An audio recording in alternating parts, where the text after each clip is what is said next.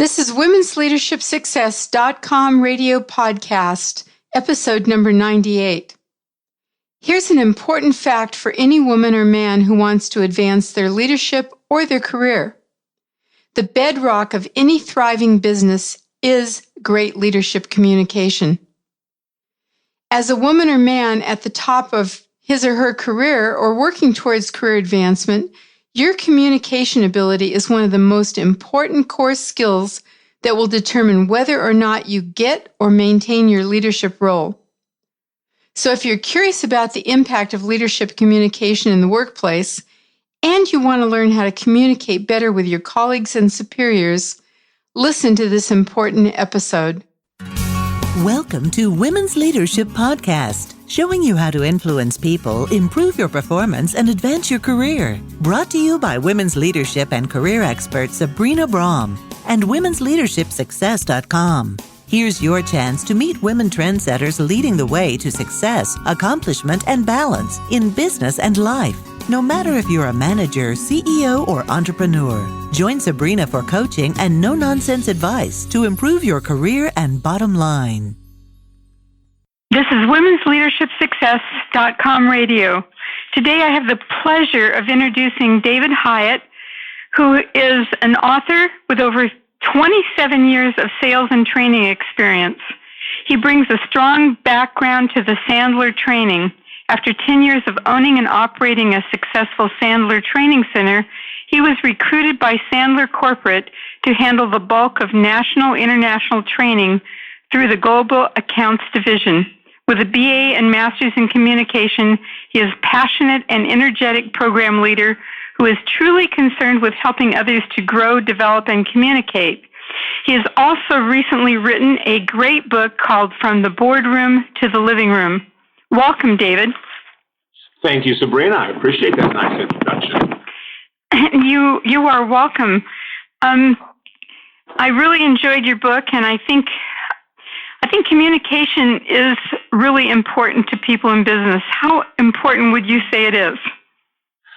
Well, I think the way and how and the style in which you communicate is vital. You know, as you're having a conversation in a boardroom about issues and things, your ability to get your ideas across, your ability to listen and to understand other people's ideas. And the book sort of had a genesis from all the business training that we did and all of the leaders and the people we were training saying, boy, I wish my family knew this. I wish I could, take it home. And by the way, this works at home. So sort of the book came about as, well, let's take these things that we're teaching people in business and let's take them to the family, the friends, so that when it comes to the important conversations, you've got more positive outcomes. Great. Before we get into how to do that, tell us some of the poor communication interactions that happen. Some of the poor ones, well, I think the biggest one, and I was certainly and am certainly still guilty of this, not listening appropriately, anticipating and making the assumption of what the person is going to say, or not really waiting for the whole question to be asked before we start answering it. We've all had friends who ask us a question, we start to answer it, and they say, no, that's not what I meant. Well, because we didn't really listen to understand. Right. What I notice sometimes is people will ask me multiple questions at the same time. So they ask me like 4 questions, which is impossible for me to answer. There's a rule that I learned way long ago in training, and sales training particularly, that whenever you ask a closing question, shut up. Whoever speaks next loses. Right? And I've taken that and I've adopted that to be a real simple rule. Whenever you ask any question, shut up. Because what happens is if you can't tolerate the silence, then you'll ask another question or you will start filling in explanation. People process the world differently, Sabrina. Some people are slow, some people are fast. So you got to give them a chance. Yep. So in your book, you talk about the importance of silence, and you use silence as a mnemonic device. Can you tell us what the letters stand for? I sure can. Well, first of all, silence can, there's a lot of different ways to use silence. I'm not talking about the silence that is punishment. In other words, Sabrina, you've angered me, so I'm not going to talk to you for the next 2 weeks. That's not the kind of silence that's productive. The number one kind of silence is when you ask a question, be quiet, give people a chance to answer. The second type of silence is before you're responding. Here's what the letters stand for. Silence, S, stands for the situation. I mean, think about the situation in the context of the conversation.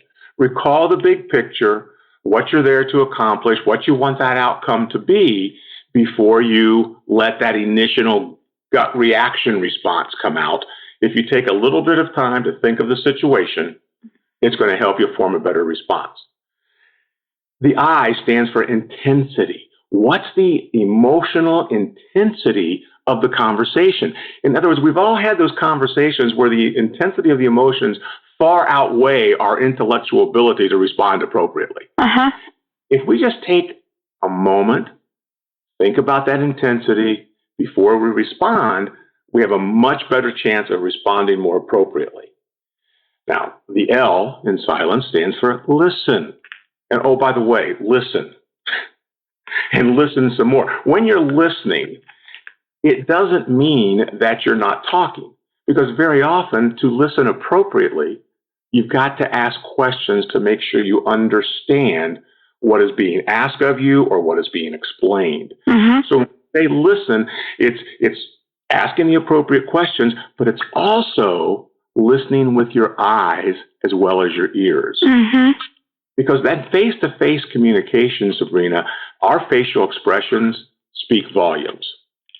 And if you're not listening with your eyes and all you hear are the words, you could be missing the real meaning of the comment because you didn't acknowledge the facial expressions, which said, the complete opposite of what the word said. So be aware. The E, first before you do that, I want to say something about this because I do executive coaching. I used to be a marriage and family counselor, and I would want to jump on whatever they said so fast because I wanted them to know I was worth getting paid, or that I had value, that I was an expert. And that was a hard one for me to trust that they would really get that I was more of an expert if I left that space and actually listen to what they said before I gave my so-called expert advice. That's not unusual. Most people out there have that need to be taken seriously, and therefore when they have this wealth of knowledge, they can't wait to spew. Right? They just want to get it out as fast as they can so that people will know how smart they are. Right. And then elevate them to that status. It doesn't happen that way. Say more about that. I think a lot of people have this issue. Yeah, well, when you stop and really listen, you're the situation, the intensity, and you're listening, you're now better able to form a response that's going to be more laser focused onto the real issue and what's really going on. And think about it. Most of the time, if you understand, and that goes back to the empathy word, if you put yourself in their shoes and are truly attempting to understand where they're coming from and what they're really dealing with, it will usually change your response, or at least in how you deliver that response. And it also is more likely they're going to listen to what you're saying because you listen to them. Exactly. People want to feel listened to. If you want to connect with people, make sure you listen to them. You've been a marriage and relationship coach, and you know the number one complaint that people have is my partner just didn't listen to me. Right. Or didn't understand me. Right? Right. And it worked too. I mean, it's just all over the place. So what's the E? Well, the E is empathy. Empathizing. Put yourself in their shoes. Everyone's got a story. There's always, whatever chapter you happen to open their book, there's previous chapters. So we don't know what has led them in the business environment to explode or whatever it was, or in that personal relationship. But there's a story, there's a backstory somewhere. If you can put yourself in their shoes and do your best to understand what they're dealing with and where they're coming from, your responses will be much more appropriate, again, for getting a positive outcome.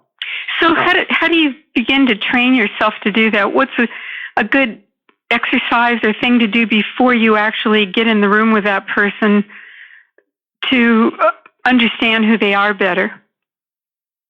Well, again, if you're talking about total strangers, I think there's things that you can do in just the initial conversation, and we talk about it in the book in terms of creating mutual agreements up front about what the conversation is going to be about, what kind of outcomes we want out of it. And as you are observing people and as you are engaging in them, and you can get a sense of the importance of this issue or a sense of their emotional attachment to this issue, you can begin to ask questions. Sabrina, I get the feeling this is a really important issue to you. My guess is you've had some bad experience. Would you share with me what's happened? So bring me up to speed. Beautiful. What else on the silence? Well, silence, N. N stands for nurture. That's a lot to do with empathy, too. Nurture, nurture, nurture. Right? Have you been communicating from your nurturing parent ego state, to use a little transactional analysis conversation there? In other words, are you seeking to understand them?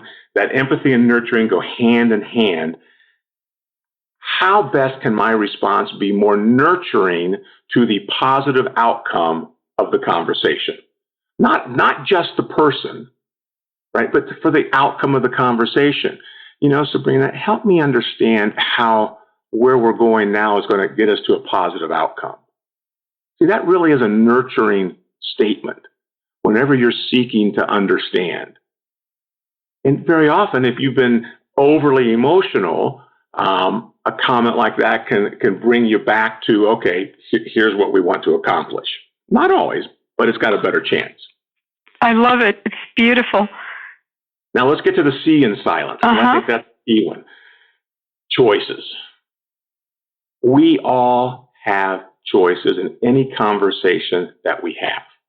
We choose to listen or not. We choose to be empathetic and nurturing or not.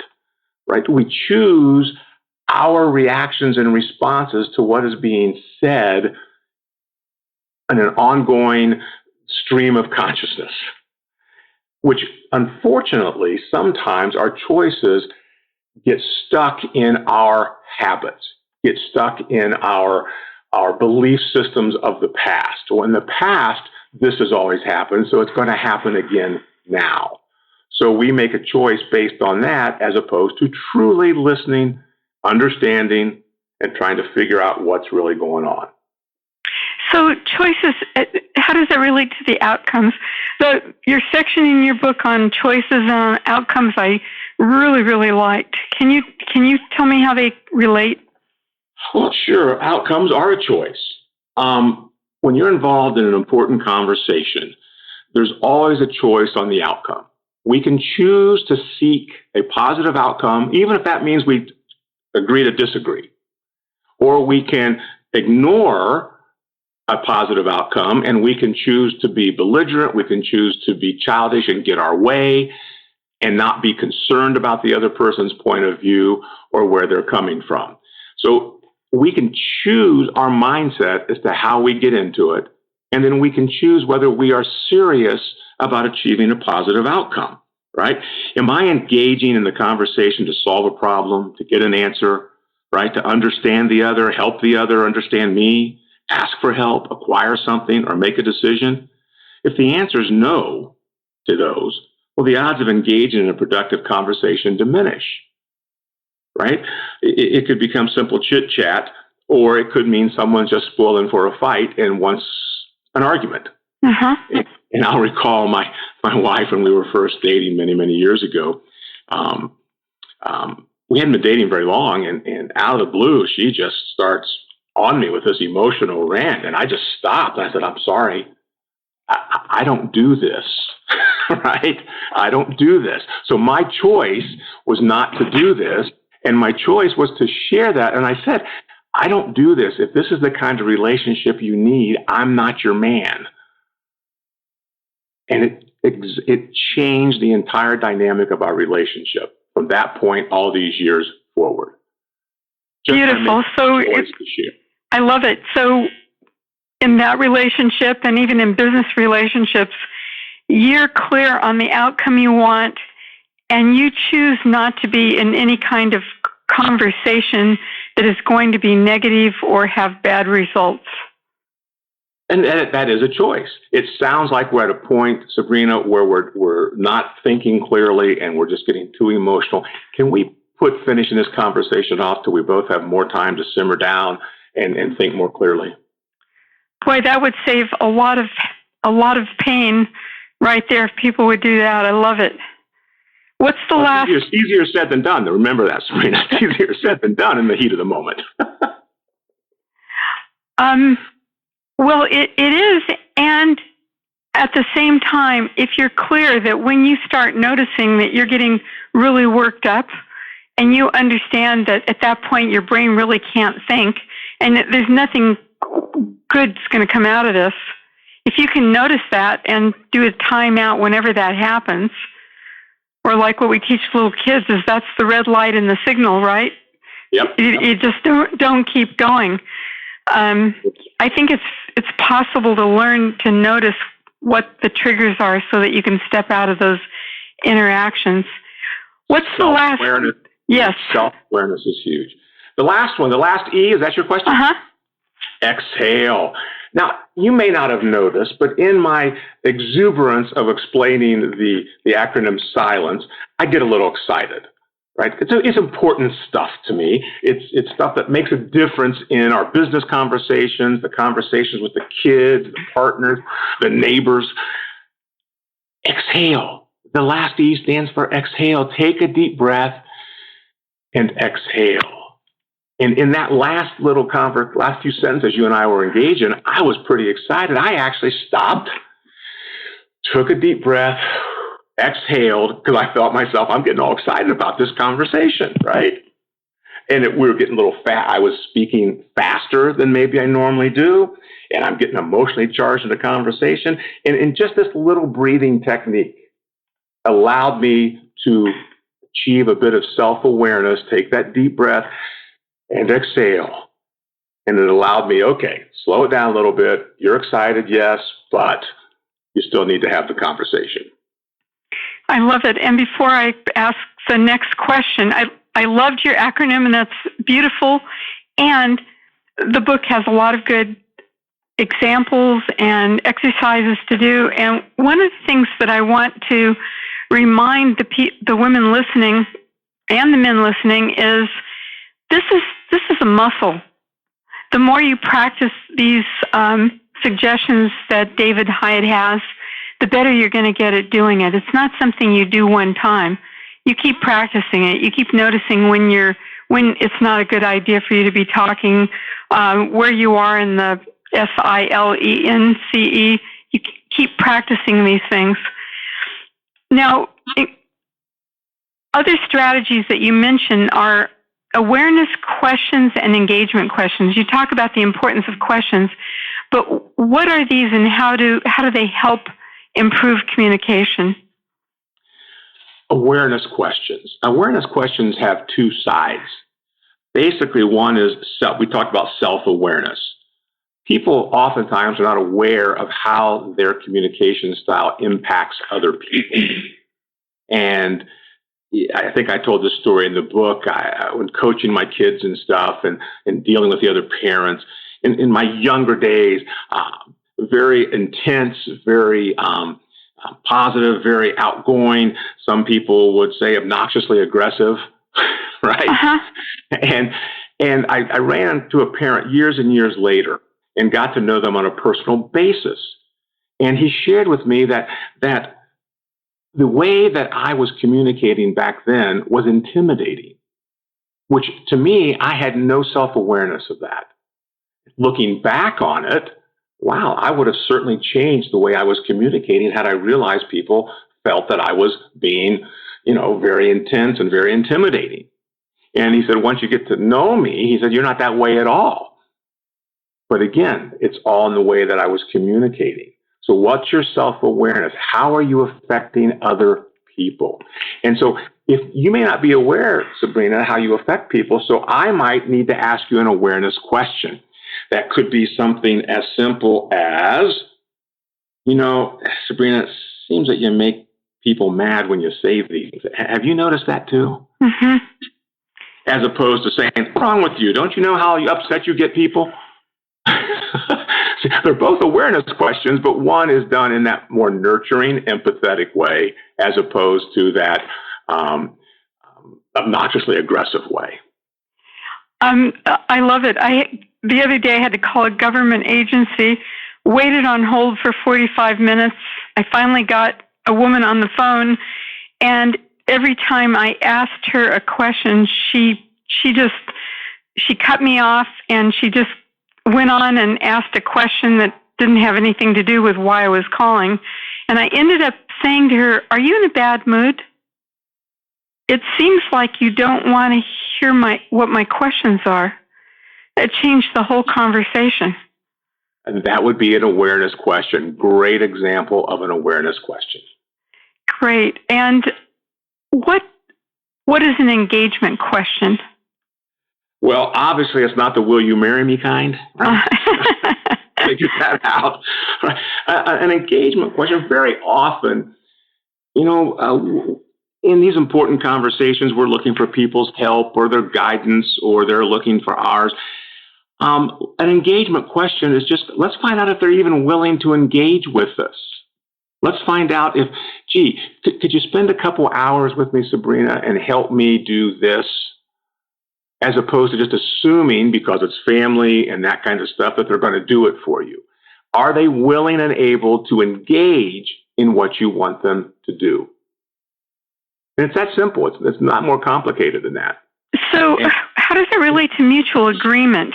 So let's say I'm wanting to know if you will mentor me in some aspect of the business, and I ask you if you could take 15 minutes and answer one question for me. What's the mutual agreement part of that? Well, first of all, the engagement question would be, hey, Sabrina, do you have some time to talk about mentoring? Mm-hmm. And we say yes. Now, let's talk about, and when it comes to mutual agreement, I used I like acronyms, right? So I use the acronym PLATE, right? So let's talk about the purpose.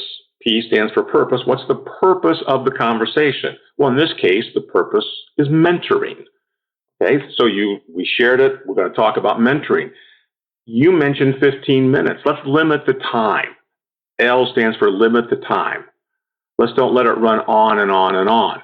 Let's do something like this. Sabrina, do you have 15 minutes, like you said, that we could talk about mentoring? Mm-hmm. Okay, and you say yes or you say no. If you say no, could we schedule a time we can set aside 15 minutes for it? If you say yes, you have it right now, we continue on. So here's what I'm hoping to accomplish, or I like to do, what would you like to accomplish in our mentoring conversation? Especially if I'm mentoring you. What would you like to accomplish? Because when I get your stuff on the table first, it's going to allow me right there in the very beginning to start thinking about how that conversation with you. I could tell you the question I have and my goal in finding out the answer, or what I'm working on. Yep. And a small little example is the that little information sheet you sent me before our talk. Uh-huh. Right? It was an upfront agreement, a mutual agreement about how much time, when it was going to happen, what you wanted to discuss. Right? And then some outcomes. Stay away from some certain outcomes. Right? So that's a mini little mutual agreement, upfront contract about a conversation. Beautiful. Why is it a good idea take time to think and allow the slow part of the brain to gain a clearer perspective before developing a strategy or a response to a conversation? And how do you make that happen? Well, interestingly enough, brain research, and Daniel Kahneman has a great book, Thinking Fast and Slow, talks about the actual chemistry and biology of your brain and how you have two brains. You have a fast brain and a slow brain. And the fast brain is what we typically talk about, that fight or flight thing.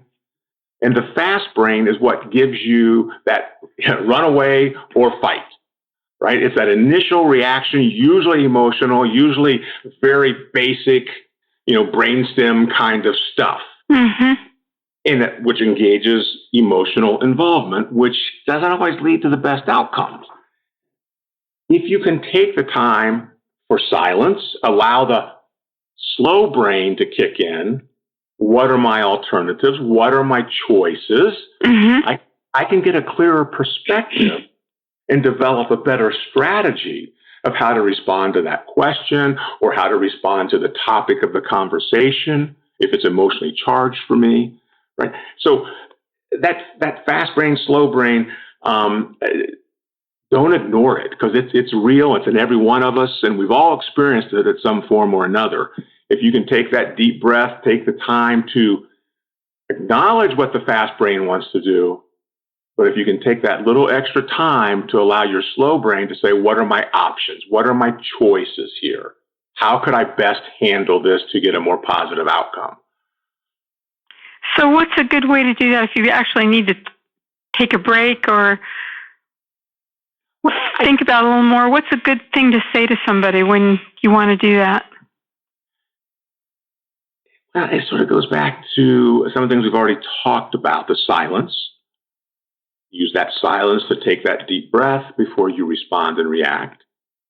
It also allows us to say, you know what, I'm so emotionally charged on this, I can't think clearly right now. Can we suspend this conversation to a different time? Maybe it's just me, Sabrina, but I'm getting the feeling that this conversation is hitting a dead end. That's great. So sometimes it's that for me, but sometimes I have so many different things on that I'm involved in that I really need to think it through to figure out how that's going to fit and if it's going to work for me. And that's an okay thing to say right there, right? Absolutely it is. I have a theory. It's called get the truth on the table. If the truth is I'm not prepared to talk about this right now, or it's gone well beyond what I'm prepared for, let's do a timeout, set another meeting when we can both be a little more prepared. I love that. It's so beautiful. So we're just about done. I have a couple more questions. One is, what is the most significant communication skill that a person should learn? And let me just throw in the other one, which is, do you have an exercise that people could practice from your book that would be useful to learn this skill? Well, your first question is very simple, listening. Okay. Improve your listening skills. I mean, that's it. It's in a nutshell, improve your listening skills. And that means seeking to understand, asking questions to understand that, what the person's really asking or what they're really saying so that you can respond more appropriately. And that's the number one skill. And I look back on my life, and that's been my worst one. And I still get caught in it from time to time of not really listening and just trying to rush a conversation. Mm-hmm. So I think that's the key one. Develop those listening skills, which includes your questioning skills, because that's going to help you understand and get the other person's position. Now, as far as exercises when it comes to improving relationships, as you know, in the back of the book, we've got some of those. And this would apply with a coworker, a spouse, children. And I sort of like, choose who you want to develop the relationship with. Okay? And think of the future. And the little exercise is real simple.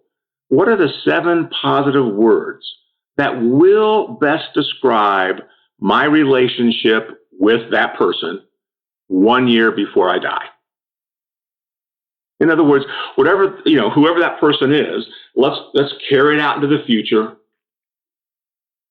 Toward the end of my time, what are the 7 words that would describe, and I'll take my wife. What are the 7 words that I want to describe our relationship at that point? Now, when you can put those 7 words down, you now have a goal. Is my communication, is my interaction with that person, is it leading toward those 7 attributes or not? And just that alone might alter things you say or don't say. That's a really good exercise. I really like the future pacing of how you want it to be as a good framework for how you're interacting and communicating with that person. David, this has been so helpful. I really appreciate you taking the time to talk to us today. And we will have information on our website that will tell people how they can get your book from the boardroom to the living room. And thank you so much for being with us today. Sabrina, it's been my pleasure. You've been enjoyable. Thank you. Okay. Bye. Bye-bye. I have a great free gift I want to give you that will help you to be a better leader. But first, I want to share why I've been doing this show for the last 10 years. My passion is to help hundreds of thousands of women worldwide be more successful in their careers and in their lives. Because you are listening to this podcast, you are part of this global movement. Thank you for sharing these shows with your friends and colleagues, and for your great comments and reviews. So here is my free gift to you. For the last 10 years, I have interviewed almost 100 top leaders to find out what their leadership secrets are. And one of the secrets is great communication. So I have put together 12 of their top tips that will help you communicate like a leader, which will help you to advance your career and get promoted.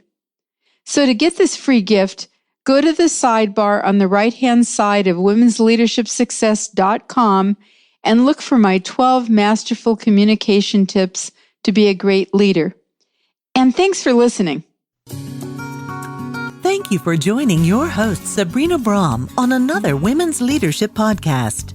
If you have questions or comments, you can email her at sabrina@sabrinabraham.com. Since 1989, Sabrina and her team have helped hundreds of women managers, business leaders, and entrepreneurs with valuable trainings, articles, books, and executive coaching.